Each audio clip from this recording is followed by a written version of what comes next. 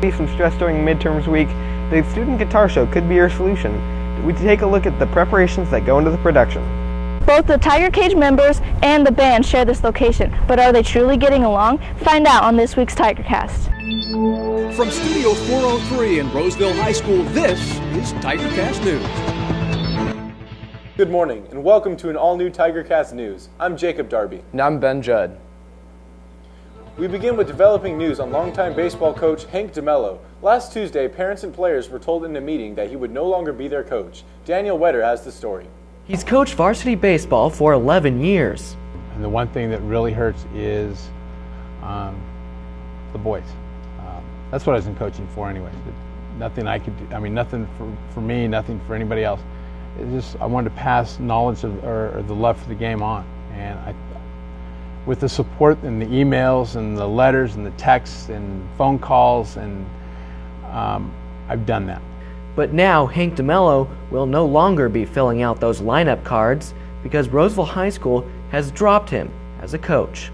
And it's just very unfortunate when the kids support a coach and the parents support a coach and the administration pulls that out from underneath us. Principal Brad Basham said there were multiple reasons for the decision, but in a statement said, quote, "This is a confidential personnel matter. Therefore, Mr. Demello has a reasonable expectation of privacy, and we are not able to discuss the details that led to this decision." While Basham says there is no single reason for his firing, people are looking to an incident that occurred during fall ball this year.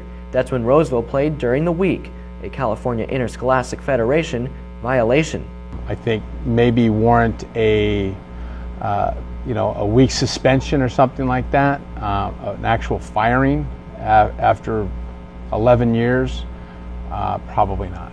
But it's the lack of reasons that has parents and players both scrambling for answers. The issues were pretty much skirted around as much as possible and not addressed. We all created bonds with him at every single level. I think we all had the right to know why we don't have a head coach anymore. JV player Zach Swisher is now more worried about the upcoming season, a worry that made him speak up at a recent meeting. Well, if we're not allowed to play right now, how are we supposed to compete with them? Like, when are we going to be able to play? Like, that's all I want to know. It's hard enough playing with Rockland, Granite Bay, and Wood Creek, and he's completely right, but now they're practicing right now and we aren't. Principal Basham says he has a plan in place, saying, quote, "We will use current staff to continue practice during the limited dead period and will pursue voluntary participation for our student athletes in a winter ball program." Yet that plan is the very thing that surprised Demello. We've had some discussions over the summer. I thought we had a great game plan in place, and we were working towards that, and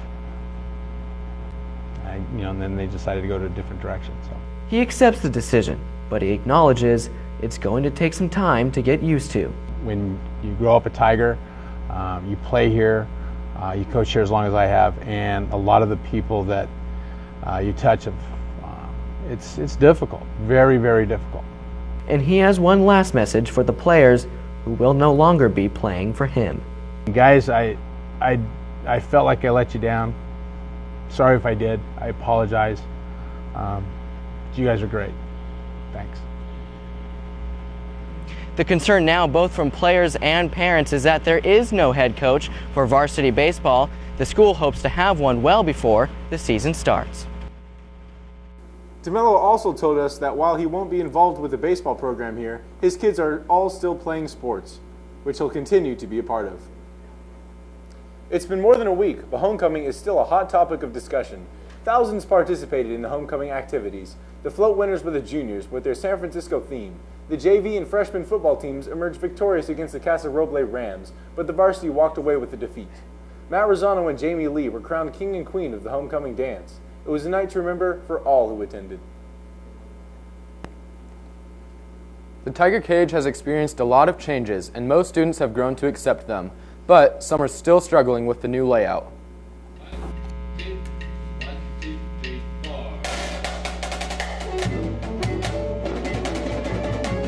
The RHS band has played a significant part in the football games to help build school spirit, but ever since the relocation of the Tiger Cage, there are rumors of tension floating around. Well, they kind of do their own thing and we kind of do our own. We have our own cheers and they have their own, but we'll cheer along with them and their cheers, so but there's a lot of spirit out there. So. Luckily, band will join along with our cheers sometimes, so that's cool, and sometimes they start their own. I think it's good. It is definitely louder if you're sitting right next to them, but I still think it's cool. Senior Sam Corville believes that the student section will unite the Roseville programs. To have really a strong student section, we need to be including all of our programs, and I think that's what we've done and what we're working towards too, always working to do better. Some people have the opinion that the band is being too loud sitting right next to them, but senior Sydney Schultz thinks otherwise. I feel like the band, with them playing like during the game, it'll start pumping up the students, and we'll even like dance along to some of the songs that the band is playing. And I feel like it just kind of like gets everyone excited and maybe even more loud than they're already being. Senior Caitlin Burt of the band says they don't want to get in the Tiger Cage's way. They are just trying to do what they love. Don't judge us. We're doing what we love, just like the football players do what they love. We will continue to update you if any other changes to the student section occur. The end of an educational era, the infamous California standardized testing in the reporting program, known as the STAR test, has now been retired in favor of the new Common Core initiative. A new state law dictates that all public schools, including RHS, will not be giving English and math portions of the STAR test. In fact, they may not be giving any STAR test at all. The reaction to the academic change has been overwhelmingly positive following the STAR test removal. Senior Andrew Powell is just upset that it didn't happen sooner. Kind of jealous of the people that are coming into school now and who won't have to take it. Kind of jealous of them. Me too. Only time will tell if the replacement program, Common Core, will prove to be better than its predecessor. Thanks to some aspiring students at Roseville, there are now clubs available to students to explore interests such as building moving robots and learning how to dance. For some students, lunch has become more interesting due to the new clubs around the RHS campus. One of these new clubs works with robots. Since we don't have a robotics club, it'd be nice to be able to offer this at our school. Of robotics, Kevin Carlson told us about his new club. Our mission is to introduce the concepts of robotics to RHS students, and we're hoping to build a robot here in the next couple of months. We also spoke to advisor John Fuller about the new club. Hoping we can get some fundraisers going, get some money raised, and I'm hoping we can eventually go down to San Diego to compete in the robotics competition. Maybe have 2 or 3 teams to go down there. Starting a robotics club will allow students to have a better understanding of robotics, and they will be able to design their own robots and just have a lot of fun. The new club, created by Gemma Coloma, offers students a chance to master their dance skills. I wanted to start this my freshman year, but I'm most excited about actually having it started, and I just want people to just share their passion for dance. And Vice President Jocelyn Valdez of the Hip Hop Club will help her students learn about the dancing arts. We are going to dance and teach choreographies to different people that want to learn. You can now sign up for the Robotics Club by picking up a form in room 704, and sign-ups for Hip Hop Club are in room 500. Midterms are taking place this Thursday and Friday, and with them, minimum days. First and second period tests will be held on Thursday during extended periods, while on Friday, students will take their third and fourth period midterms.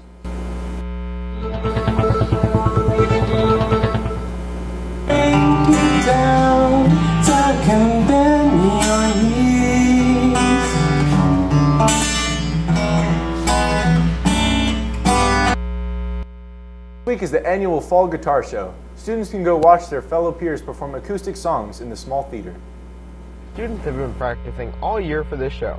I've been working on songs since pretty much the first week of school. I've been working stuff out with my peers in that class, and we've gotten a lot of stuff done. This year will also be a little different than previous shows. I just know that there's a lot more people singing than there were the past couple of years. And it's more of an acoustic show than the others. The advanced guitar class is focused on teaching students how to perform songs in groups in front of an audience. The advanced guitar class is basically where you put your skills to the test and start performing songs live in front of people. Mitch Skellinger has performed in many guitar shows in the past years and tells us what to expect. Basically just a giant concert. The show will be performed over the course of Wednesday and Thursday night in the Patty Baker Theater from 7 to 9 p.m. Admission is free to the public.